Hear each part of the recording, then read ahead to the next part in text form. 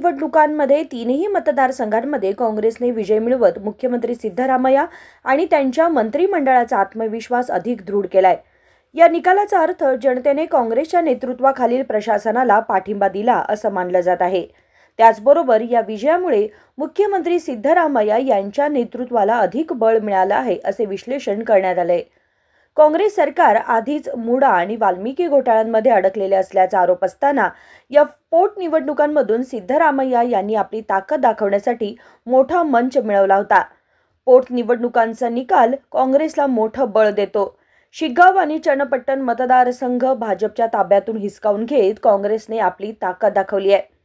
या निकालामुळे सिद्धरामय्या यांच्या नेतृत्वाखालील सरकारला मोठा नैतिक आधार मिळालाय। तीनही जागा जिंकून काँग्रेसच्या कर्नाटक मॉडेल प्रशासनावर जनतेनं शिक्कामोर्तब केलंय।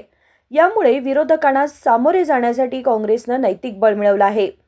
काँग्रेसचे पंचसूत्री कार्यक्रम यशस्वी ठरत असल्याचेही या निकालातून स्पष्ट होतं। त्यामुळे मुख्यमंत्री सिद्धरामय्या अधिक आत्मविश्वासाने काम करू शकतील असं पक्षाच्या नेत्यांनी सांगितलंय। मुडा घोटाळ्याच्या तपासामुळे सिद्धरामय्या यांच्या नेतृत्वावर टीका होत होती, तसेच बदलाचीही मागणी होत होती।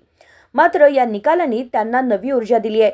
तीनही मतदारसंघांमध्ये अहिंदा म्हणजेच ओबीसी, दलित, आदिवासी, अल्पसंख्याक मतांचं ध्रुवीकरण सिद्धरामय्या यांच्या नेतृत्वाखाली झालं। त्यामुळे त्यांच्याविषयीचे संशय दूर होण्यास मदत झाली आहे। सिद्धरामय्या स्वतः तीनही मतदारसंघांमध्ये सक्रिय प्रचार करत होते, ज्यामुळे हा विजय त्यांच्या नेतृत्वाला बळकटी देतो।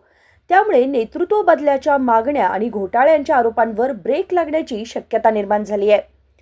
महाराष्ट्रातील निकाल काँग्रेससाठी धक्का ठरला असताना कर्नाटकातील नेतृत्व बदलाचा मुद्दा आता बाजूला ठेवण्याची शक्यता आहे। काही मंत्री जसे की बैराठी सुरेश यांनीही सिद्धरामय्या यांच्या नेतृत्वाला हा विजय बळ देतो असं मत व्यक्त केलंय। या निकालांमुळे सिद्धरामय्या यांचं मुख्यमंत्रीपद अधिक ठोस झालं असून काँग्रेस हायकमांडही कर्नाटकातील स्थिर नेतृत्वाला प्राधान्य देईल असं मानलं जातं।